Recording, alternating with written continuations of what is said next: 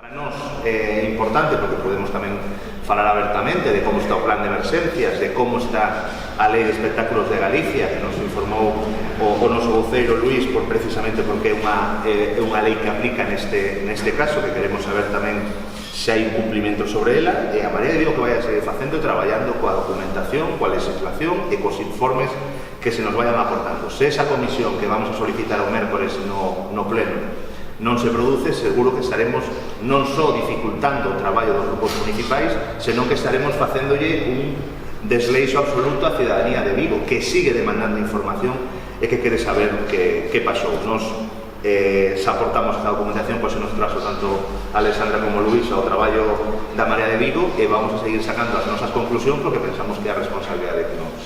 E iso é o que estamos facendo hoxe aquí, tamén pois, traballando de forma coordinada en aras de pois eso, manter desde todas as institucións, compartir a información e ver cales son as liñas de traballo. Somos nós dende Marea que nos solicitamos estas comparecencias, en especial a do señor López Veiga, porque, bueno, é evidente que hai demasiados rumores de que está habendo unha mala xestión dentro do Porto. Hai moitas queixas públicas da mala xestión dentro do Porto, tamén pola súa propia falta de rigor nos cambios sistemáticos nas versións que foi dando.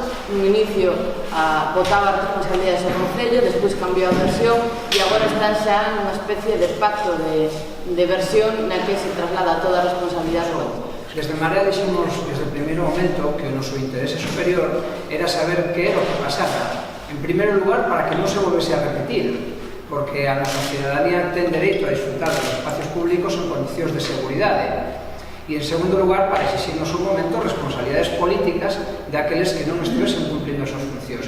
Esa era a función que tiña a creación de comisións de investigación específicas, tanto no ámbito do Concello como no ámbito do Parlamento de Galicia. Lamentablemente, o Partido Popular e o Partido Socialista decidiron taparse mutuamente.